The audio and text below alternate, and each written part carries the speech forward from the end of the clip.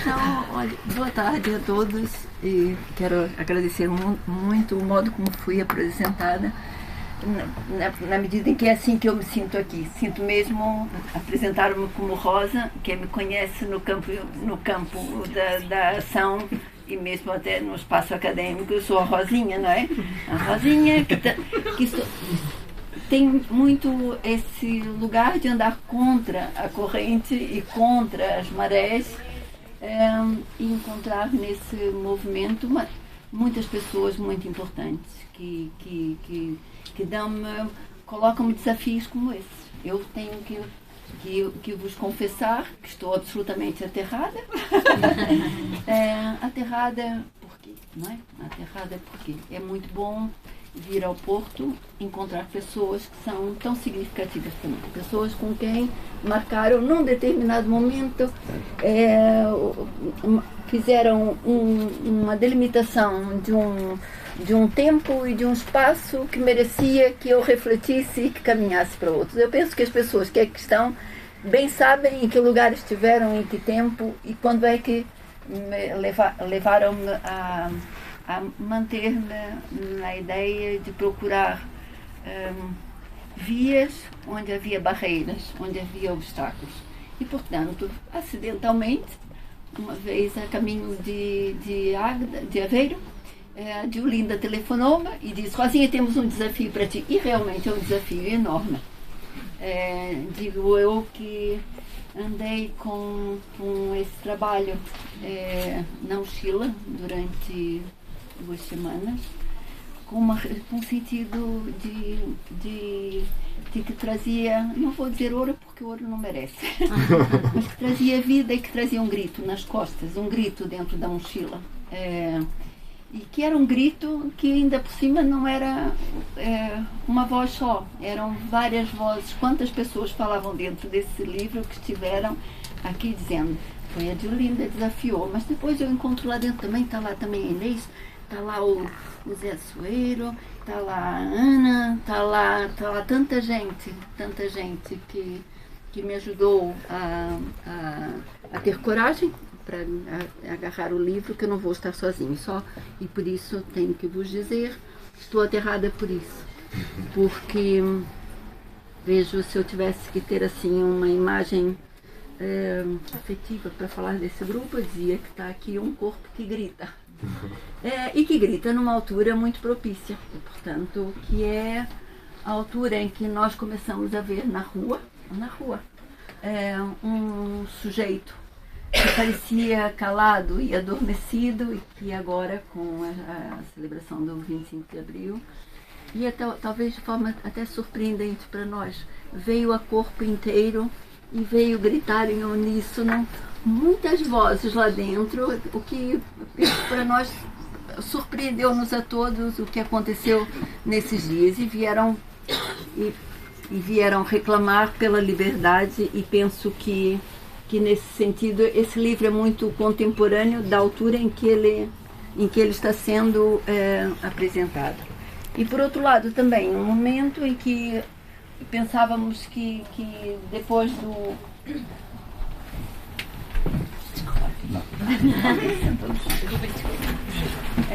eu não sei se ele pode se passar para ali também. Não, há aqui um lugar, mas quem ficar aqui tem que tocar piano.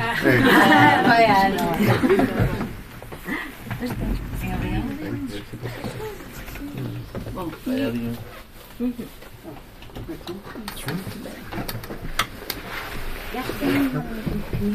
pode atrapalhar a mesa. E também num momento, portanto, a felicidade de ser nesse momento, esse livro merece ser apresentado nesse momento histórico, exatamente na altura em que há uma voz múltipla que sai, que ganha figura, forma e que fala, e que de forma também um pouco surpreendente, que uma semana depois vem com outro rosto, um sujeito coletivo, também com uma voz alta, e que vem reclamar um outro lugar, que é o lugar de como é que a história se constrói através do trabalho. E a primeira coisa que posso revelar um pouquinho do livro é que isso daqui é um trabalho que reclama reflexão sobre o trabalho mais invisível da nossa sociedade. Que é o trabalho que é feito com tudo aquilo, que o modo como nós estamos organizados nesse momento e por enquanto, vai segregando, remetendo para o silêncio e remetendo para a invisibilidade. Portanto, que bom, que sorte é ter sido desafiada a debruçar-me sobre um trabalho que vem tentar dar voz ao trabalho social, um trabalho que é tão invisível, e a educação social é o espaço onde a educação e o trabalho social juntam-se com outro campo, que é o campo da investigação, a produção de conhecimento. São universos muito distintos e que nesse livro tentam aqui a dar as mãos, pondo e tirando. Mas eu vou vos dizer, porque eu penso que é esse o papel de quem apresenta o livro, é abrir um bocadinho as coisas que eu encontrei aqui nesse livro. Para já esse é o meu sentimento, é que é uma responsabilidade enorme. Fiquei muito aliviada quando vi ali fora que os autores estavam aqui, portanto podem corrigir depois tudo e voltar tudo aquilo que é impossível. É um livro denso. O livro tem logo a capa, o título, já em si merecia uma conversa, não é? Merecia uma conversa pela coragem da rebeldia, não é? E logo, hoje eu estava com a cópia e alguém disse, isso está escrito errado. Uma colega minha encontrou na entrada do café e disse, Rosinha, espera, isso daí está errado. Eu digo, pois, isso merecia uma conversa, não é? Merecia uma boa conversa. Mas o que está aqui? Portanto, há logo na entrada uma justificação da necessidade do que se fazer aquilo que a crítica faz, que é um movimento contrapelo, não é? De andar ao contrário para aumentar a visibilidade daquilo de que se está a discutir. E os autores apresentam ali 7 ordens de razão para que justifiquem essa atitude eu digo que não é só de rebeldia, é do rebelar-se contra um pensamento que está a levar-nos a um beco sem saída, no sentido de que anda a roubar-nos a nossa própria autoria e tempo, e capacidade e condições para pensarmos e tomarmos posição sobre a realidade. Eles denunciam. Eu penso que o livro começa com aquelas 7 razões, denunciam 7 tendências que quase que de acontecimentos, de condições, de circunstâncias que nos estão passando ao lado e que explicitamente aparecem aqui, que é uma crítica ao mercado do bem-estar. Nós andamos embalados com a discussão, essa discussão agora do público, do privado, do quem cuida, quem é responsável, e aqui há uma tomada de posição logo de crítica da docilização. Aí parece tudo bonzinho, benévolo, mesmo como se fala nas questões do envelhecimento ou na questão da demografia ou dos problemas da falta de habitação. Tudo aparece sendo contestado, o ambiente, nesse momento, a contestação é forte, mas aparece como alguma coisa que é resolúvel, que alguém há de resolver. Há alguns que fazem muito barulho sobre isso, mas as decisões é só uma questão de esperar.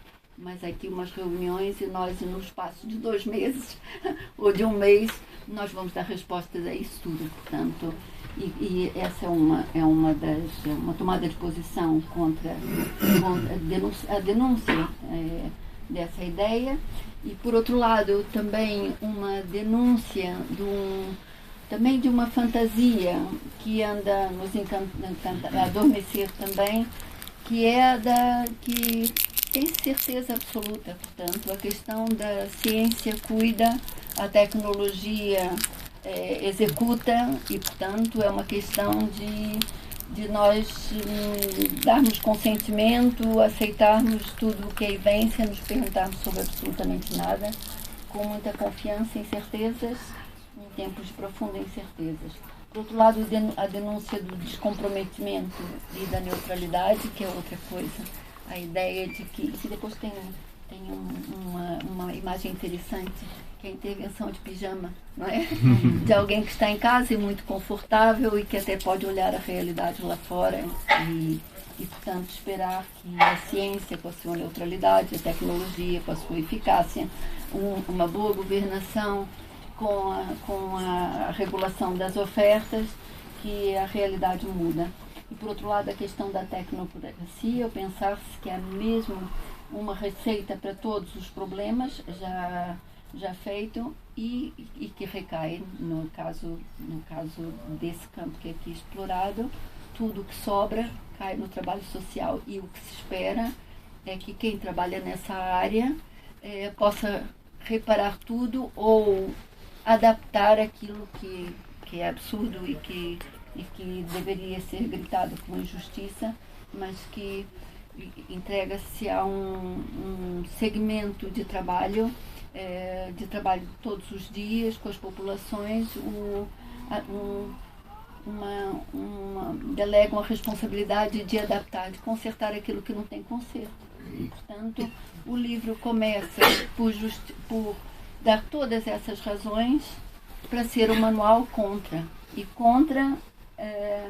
contra uma imagem docilizada e domesticada de trabalho social e da própria investigação, da produção de conhecimento, que muitas vezes, pela separação dos dois mundos, pouco faz para que isso perca essa aparência e que nos coloque no terreno.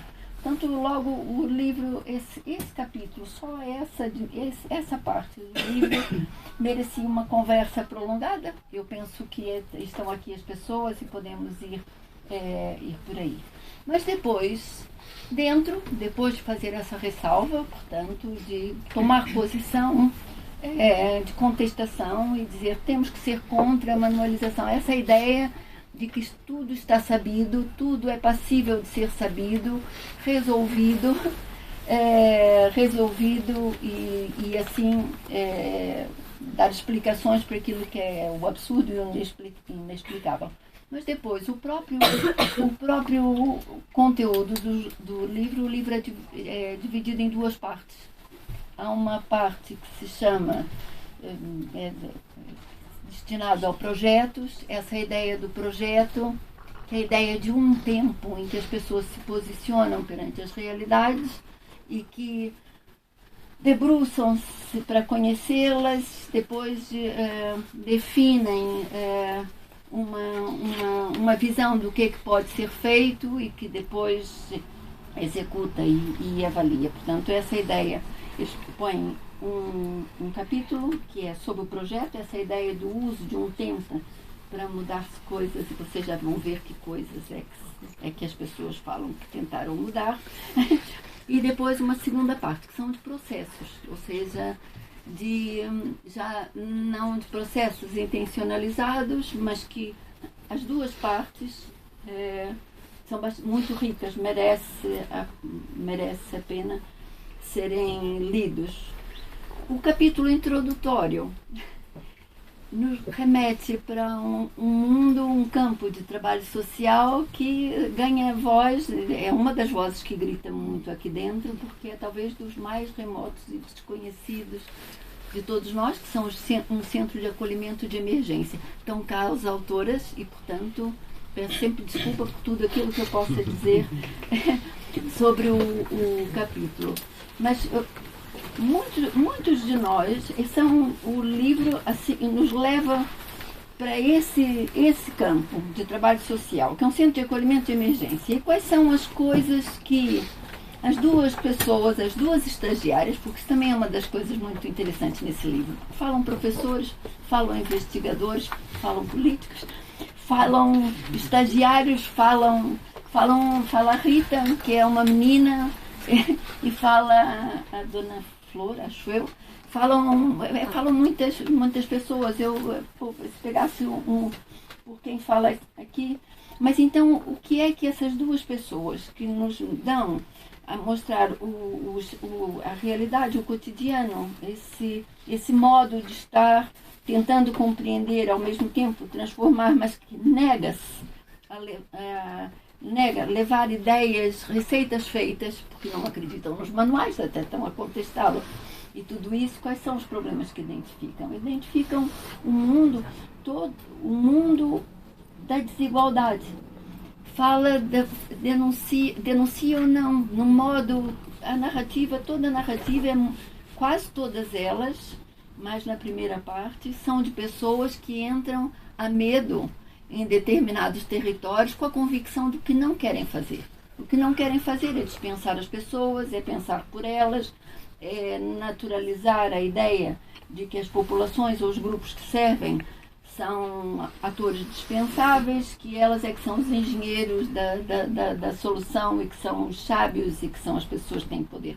Todos os textos, do princípio ao fim, ostentam essa posição. As pessoas não são neutras e nem querem substituir quem lá estão. Então, quais são os problemas que se identificam logo no princípio? É a desigualdade de poder que há dentro de um pequeno universo. São 10 crianças e 10 adultos.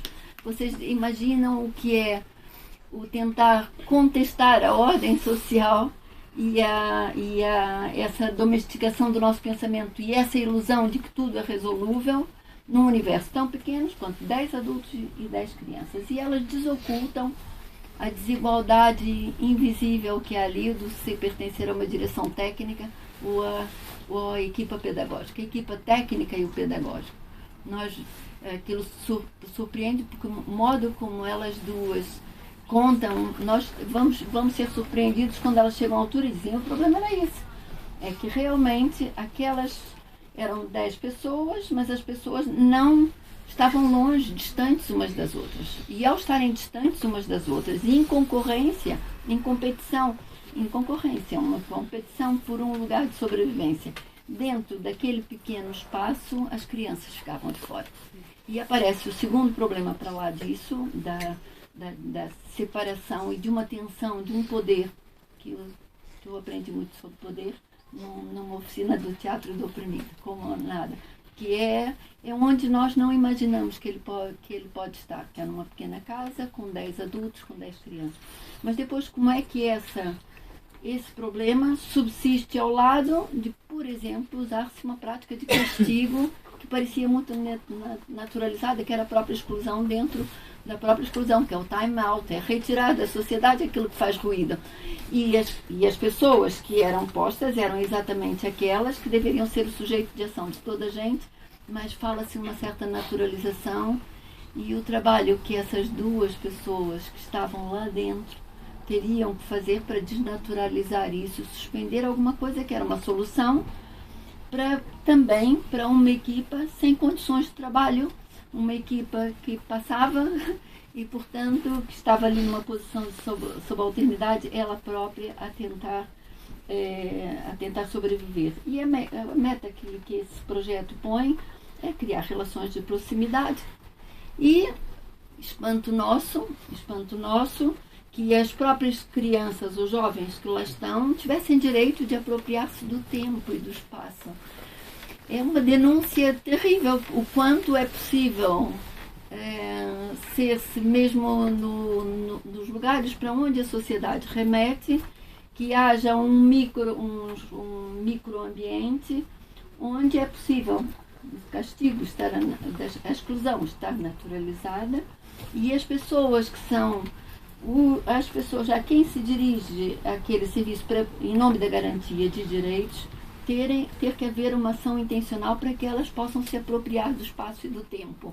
É muito impressionante isso. Portanto, esse primeiro capítulo diz onde é que esse livro vai levar.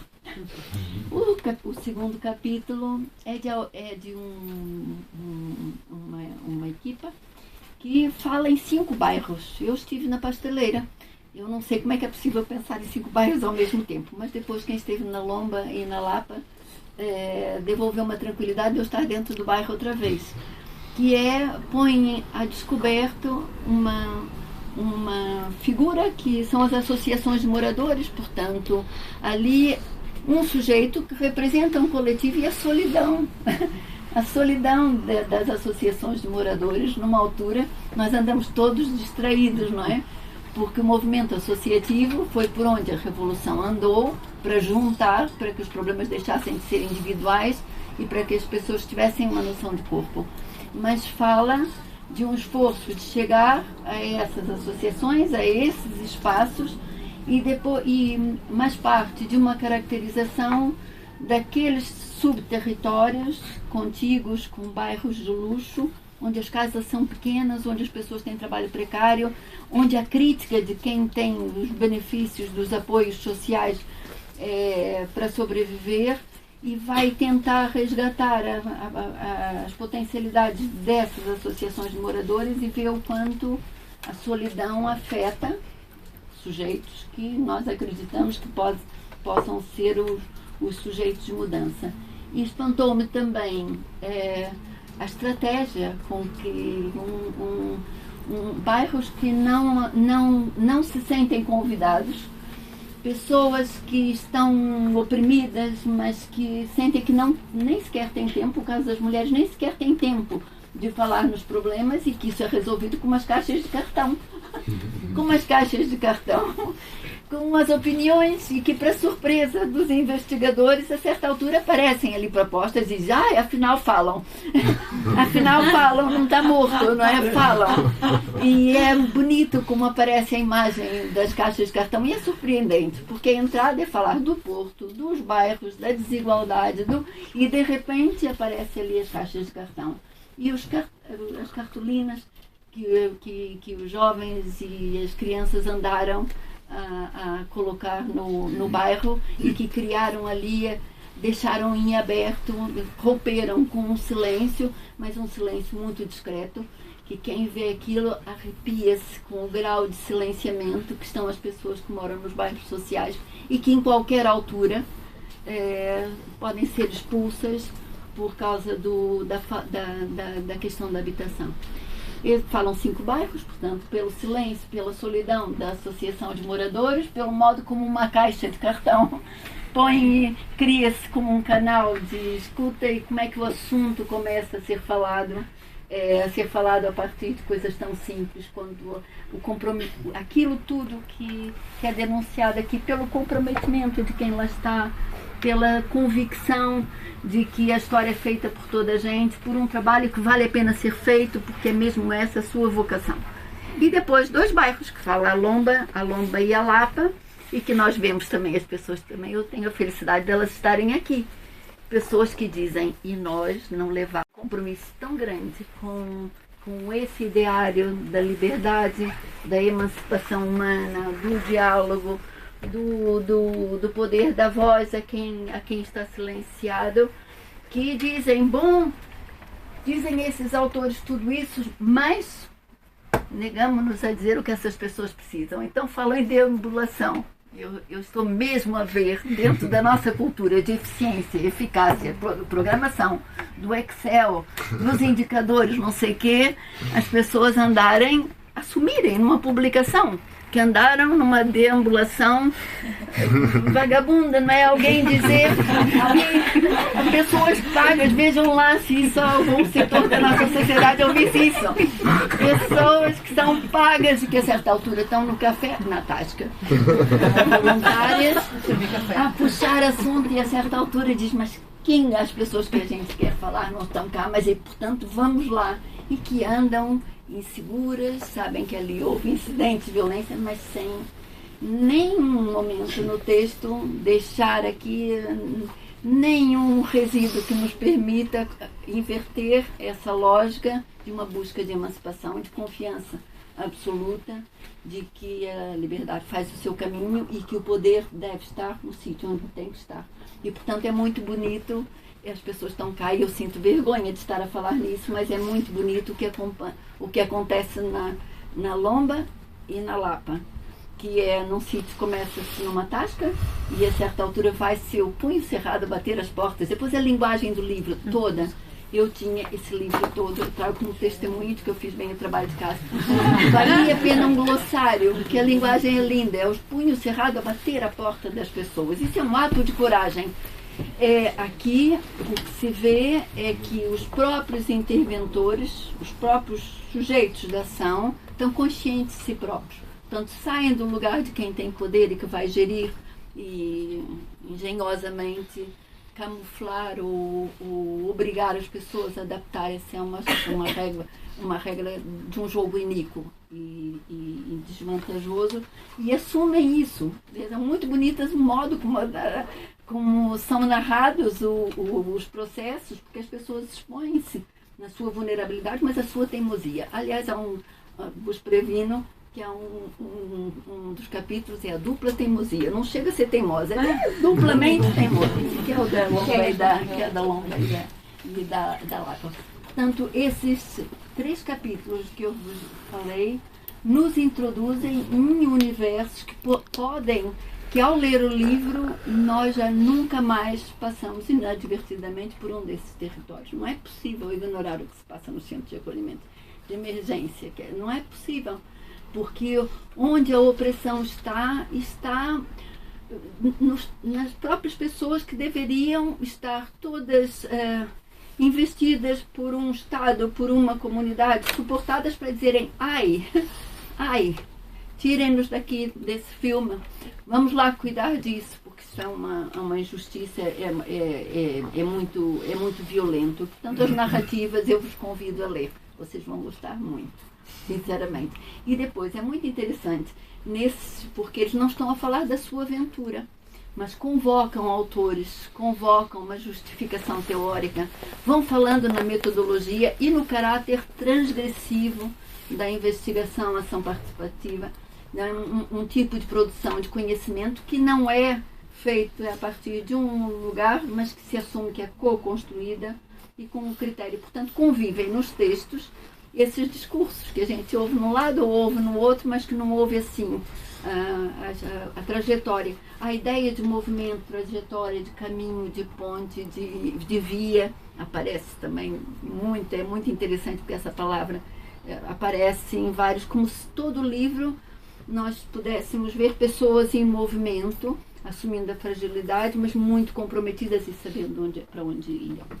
A segunda parte, que fala nos processos, que era onde eu pensava que ia haver esse movimento. Eu tenho que dizer que tem aqui vejo que há 2 momentos dentro. Há um que é um trabalho sobre a vida toda, a vida toda.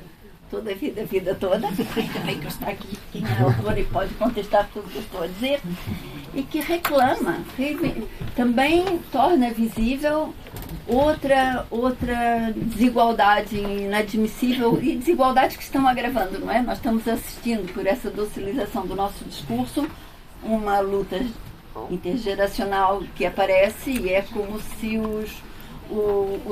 as pessoas com mais idade já não coubessem no ideário de quem faz da educação uma ferramenta de emancipação. Como se, portanto, reclamam um lugar para um grupo geracional, coloca a questão do diálogo, chama opressão, chama marginalização, aquilo que é inimaginável dentro do ideário da imagem dominante que nós temos do que seja a população. E depois há um outro capítulo também muito interessante, que convoca as crianças. É talvez o capítulo mais acadêmico, no sentido que vai buscar um modelo e que reclama a voz das crianças, mas a voz, a audiência e a influência e a necessidade de criar espaços e reconhecer a cidadania. A cidadania é convocada nesses dois capítulos como direitos dos 2 extremos da população, das crianças Mas depois, dentro desse capítulo, fala a Rita, com a história dos grufalões, e depois de um projeto Erasmus, sobre participa. Portanto, nós estamos vendo depois as várias escalas, mas há um sujeito que fala dentro do livro, é muito consistente, porque são autores muito diferentes, mas que fala sempre do mesmo sujeito que está aprendendo, e é assim que ele se define, o manual. E depois aparecem aqui recursos. Está aqui também, está aqui a Inês, está aqui o Zé Soeiro, e estaria aqui também a Ana. A revelar outra coisa que também é muito surpreendente, que é, no Manual de Investigação-Ação, assumirem que o teatro do oprimido é um método de produção de conhecimento validável, válido, ou que o Photovoice, o Walking Tour, o mapeamento, que essas metodologias que nós associamos muito à arte, associamos muito a outros universos, estão sentados com toda a legitimidade no livro de investigação-ação a dizer: isso existe. É possível juntar as pessoas, pô-las a discutir, inclusive o Fórum Legislativo a discutir como é que regulavam a questão do conflito e reclamar o estatuto daquilo que apresentam como uma metodologia de investigação. Eu acho que é muito corajoso também, não é? É muito corajoso quando nós associamos muito a questão da investigação e a produção de conhecimento, a tal neutralidade, as tais certezas, tudo isso, quando são metodologias absolutamente abertas, não é? Juntar pessoas que experienciam, e também a questão do sociodrama ou do psicodrama, que experimentam situações absolutamente inéditas, abertas, não planeáveis, não previsíveis nos seus efeitos, como métodos que podem realmente ser recursos naquelas pessoas que vão tentando a posição de fragilidade e que negam-se a compreender a realidade, a arranjar soluções para elas sem as pessoas. E, portanto, eu penso que eu fui a todos os capítulos, mas isso é para dizer que não saltem nenhum, porque eu tentei pela falta de tempo, e é impossível. É um livro que efetivamente uma pessoa entra a uma consistência, é que há um fio, a Inês estava dizendo que conhece um fragmento, mas é muito interessante ver como é que é possível falar desse livro que é tão heterogêneo, com práticas mesmo, com terrenos tão diferentes.